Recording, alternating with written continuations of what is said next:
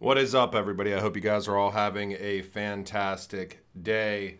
Tons of information to get into across the digital asset space. Been a little while since I've made a video, so excited to kind of hop into this. First and foremost, wanted to go over this. So you can see kind of this downtrend that XRP has essentially been in, or this trend line that we've been facing as resistance since all the way back in April of 2021, and we are right at it again. So also on the weekly price action above the 21 EMA. We kind of tackled this line back in October of 2022, got rejected, and we're right back at it again. Interestingly enough, if you kind of zoom out, minus the parabolic rise from 2018, here's kind of where we were at in this channel from all the way from December 2018 until we broke down through April of 2022. Certainly going to be paying attention to this white line right here as far as breaking above, potentially. And then what happens after that, obviously you want kind of a confirmation of support. The other interesting thing, and you guys know I'm certainly not like a TA guy. I'm just showing stuff that I think is interesting.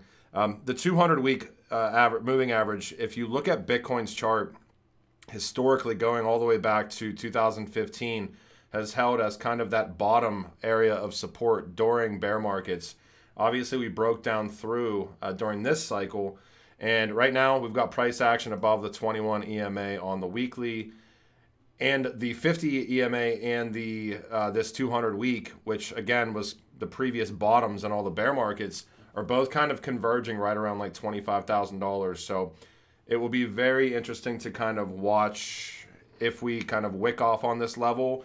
Obviously, at some point, we've got to break above here again. Obviously, at some point, we've got to have the yellow cross above the blue, the 21 above the 50, which has pretty much propelled all of the previous bull markets, as you can kind of see here.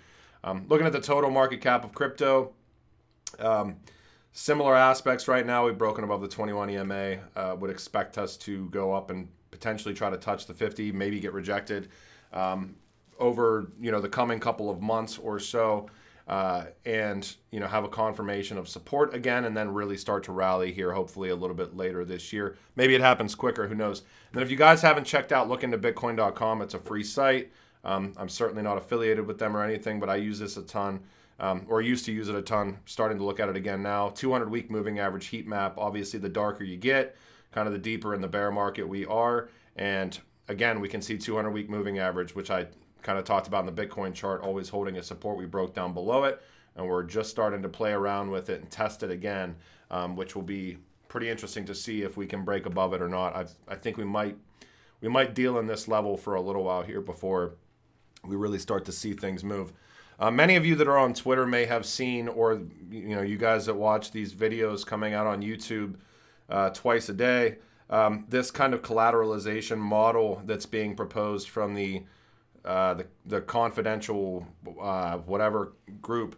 I did want to go over this though. So Bob Way, very, very old school Ripple employee. I used to be a Ripple employee, obviously. Actually, Godfrey Lebrant through Swift kind of got the idea for Swift GPI through Bob in the interviews, like really early on whenever he was meeting with them, which essentially, if you're not aware, Swift GPI is, it's basically X Current, which was one of Ripple's first products, saying, I want to write something really profound about this. And he goes through an entire thread about this collateralization model. Now, if you're not aware, this is, they have a value calculation saying that fully flushed out value with basically all of the world's money is tokenized. XRP is $122,580 a coin. Okay. But, I'm sure you guys know my opinion on that, but I want to read through Bob's comments here. I don't know if anybody's done a video on that yet. So he's talking about a post that Panos made on Twitter, which was a good post. If you don't follow Panos Mech, feel free to do that as well. Did exactly what I did, and now he's stealing my engagement. He's an audience pirate. Props to Panos. One of the points I was planning to write profoundly about was engagement. If you noticed, I didn't retweet, quote, or even tag anyone on my above tweet. That was deliberate. Why respond where people are clearly monetizing me? My above post got 97 comments, 99 retweets, 452 likes, 54,500 views, and I didn't even say anything. I think that speaks more about what is going on than any direct statement from me.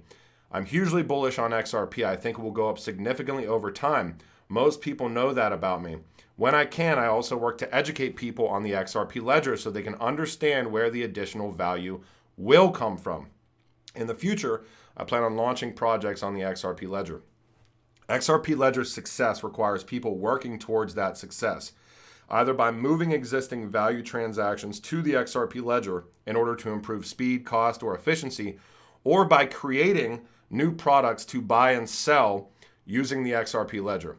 My plan is to do some of both. Also happy to support other people working to profit using the XRP ledger. In the end, people profiting is what will drive growth and increase XRP's value. He tags Viets Vind, on XRP, Expector, TextRPS, which I just saw today, which was pretty cool actually, and Ripple are all working to move value transactions to the XRP ledger. The above document lists lots of different types of transactional value that could move over the XRP ledger, but the above document does not do any work to make that value transfer or value moving across the XRP ledger actually occur. Wishing it to be so doesn't seem to make a very good business strategy. So I'm actually at a loss for why I should care. Yet others seem to be profiting, either monetarily or by reputation building, just by discussing the above document. That's fine. I'm a big fan of profiting from the work that you do, but personally, I'm not willing to be the product that they are selling. As many know, I had lunch with Jimmy Valley last week. He's very bullish on the XRP ledger and its utility. He is also funding projects to bring new value to the XRP ledger. I think it is fair to say that he also believes others are actively working to frustrate both Ripple and XRP ledger's progress. But I still don't understand the direction that they are pursuing with this document and model. I've convinced myself that they are not out to defraud anybody. They are putting in effort. I just don't see any reward coming from the effort that they put in, coming from this. Maybe I'm just blind. Jimmy emailed me the underlying numbers from the committee this morning, so I reached out for clarification about the audience for this work, since it just doesn't seem like anything worth my time. Specifically, I asked, number one, is this a team building exercise? Number two, is this to drive YouTube engagement? Number three, is this supposed to encourage more people to build on the XRP ledger? Number four, more people to send/receive payments on the XRP ledger? Number five, or for more people to buy XRP in expectation of somebody, quote unquote, flipping the switch. Haven't heard back yet. Personally, Bob says he's not planning to, number one, send any XRP to anyone for any reason. Number two, pledge his XRP to the project for any reason. Number three, sign his name to any petition related to this collateralized buyback valuation model. But I understand others might find this more compelling. If you find it compelling, I'm always happy to hear why, but I prefer to hear about it on my personal threads. I'm kind of vain when it comes to Twitter tallying my personal engagement. All right, moving on from that. After blockchain pilot project and progress at CBDCs, Swift wants to implement crypto and blockchain functions. I've talked about this quite a bit. If you've watched some of my older stuff, I think it was back in July of 2022, Swift put out that ISO 24165, which is digital token identifiers. Certain portions of that, like blockchain wallets, went live, I believe, this past November.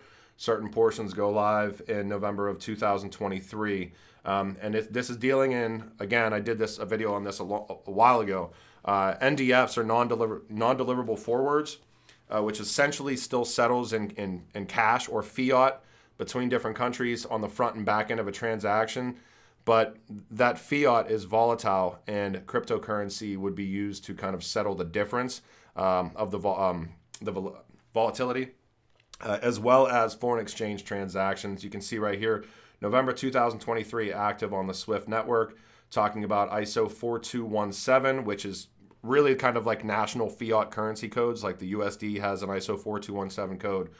The pound has one. You can kind of run the gamut there. But ISO 24165, digital token identification, is certainly dealing in primarily crypto or non-fiat currencies. So pay attention to what Swift's doing, because they are definitely making moves.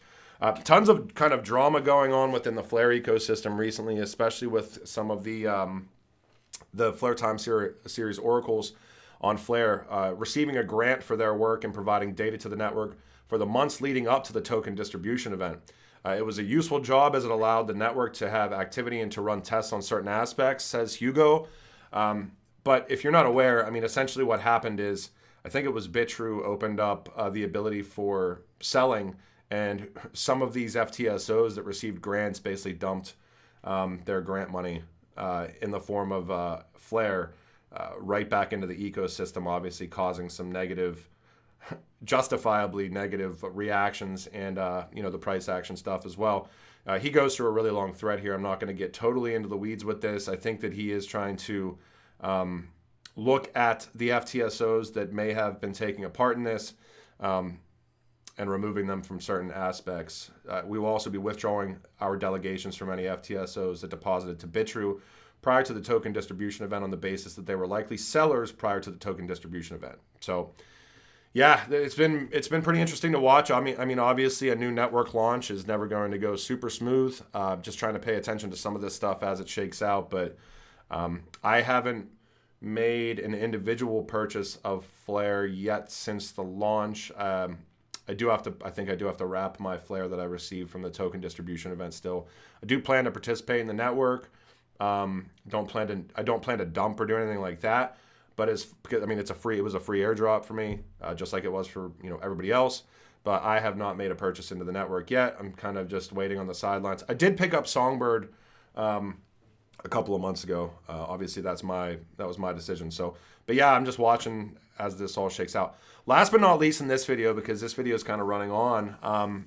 If you're not aware, and this is not a shill for Cypherium, I just find the professionalism or lack of professionalism kind of crazy. I did that really kind of crazy deep dive into all of the FEDNOW participants back in, I think, August. And Cypherium is the only actual blockchain that is a participant within FEDNOW that is like public, that you can go and look through the FEDNOW service provider showcase and see that they're there.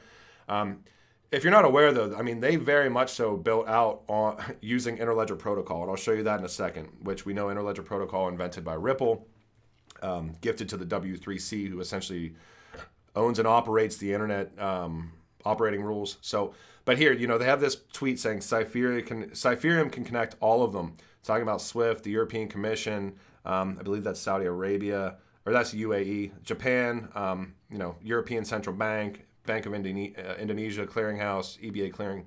But what they have down here, which I didn't even realize until like recently, let me see if I can still find it. Yeah, they retweeted a tweet from whoever Andrew Miller is. Oh, wait. Yeah, he's part of the Zcash Foundation. Well, crazy that somebody from Zcash or any other ecosystem, because we all know how much the XRP ecosystem community gets shit on. Cypherium, they actually retweeted this, and this guy's tweet says, "I don't know about XRP being a security or not, but it's shitty centralized technology from charlatans, and I'll never forgive them for embracing and extinguishing Ryan Fugger's beautiful original idea." So you've literally got Cypherium retweeting that, which is just a little bit acidine. I mean, you would think that you would want some sort of an onus on professionalism. But yeah, here's kind of the link. Digital currency interoperability framework through Cypherium, which is called Cypherium LINK, is literally based on the Interledger Protocol, an open protocol initiated and led by the Ripple company. Any company or individual can participate in joint development and use it for free. It is not linked to any blockchain or XRP. Okay. But yeah, the lack of professionalism is kind of crazy, saying that you're going to connect all of them and then retweeting kind of a tweet that says that XRP is centralized shitcoin, essentially, but then literally using the services that Ripple has also, that Ripple invented through ILPs. It's just a little bit comical to me. You can look at Cypherium. It's a little bit of a micro cap right now. On the back end of this, Digital Pound Foundation, there's going to be a panel that is going to be keynoted by James Wallace of Ripple around possible use cases of a digital pound with other leading payments experts from CGI, which is interesting. I always forget CGI tied into the Digital Pound Foundation, and CGI also really old school Ripple, like 2014. I think the last document that I saw from them about anything regarding blockchain, because they just considered it another payment type, which is kind of that Internet of Value mindset, right? Like just creating consumer and creating business choices on a level playing field, was like 2018 or so. But I haven't seen that they're not still partnered with Ripple either. And also, interestingly enough, whenever they integrated with Ripple, They moved all of their payment services, I think it's CGI, all payments to the cloud same year. So Worldline, Billing, and Modular. And this is, I think, on Thursday. You can go to this tweet, click on the link here, and it'll take you here, 26th of January, and check out the speech keynoted by the dude at Ripple as well. Yeah, I think that's enough for this video. I definitely have a lot, so I will probably publish another video here. Last thing real quick, the HBAR Foundation has a really cool Twitter space tonight with MTech. If you're not aware, MTech is Project New Dawn, digital cash infrastructure for all, the Fed, Microsoft, Hedera, and MTech, all kind of a part of this initiative. Also in the joint study from Ripple and Hedera and Lipis Advisors, or Prosper US as well. This is the document that really kind of, it has, this is where I found that Hedera is ISO 20022 compliant, at least the consensus service. So you can see ISO 20022 interoperability here. And prior to that, it was not confirmed that, and this is through MTech's platform, obviously, that it's ISO compliant. So yeah, that is tonight at 6 p.m. Eastern time, though, through the HBAR Foundation. They have got MTech and some other good guests on there, so definitely check that out. And then through the Genfinity stuff, we're doing a Twitter space tomorrow with Alliance Block, Casper, Bonk DAO, which is one of the funders' projects that's moved through Alliance Block, Astronova, which just announced that they're migrating from Ethereum to Hedera. And I'm sure we'll have some other great guests as well. Man, I ramble a lot sometimes. So I hope you guys appreciated, or I hope you guys enjoyed this video. You know, as always, like and subscribe if you like this content. And I've got a whole nother videos worth of content here that I didn't even get to yet. This is over the past couple of days. Apologize for not doing as many videos recently. I always say that I plan on getting back into that as much as possible, but always end up to be so busy during the day. So, but I hope you guys enjoyed this, and I'll talk to you guys when I talk to you. Thanks, bye.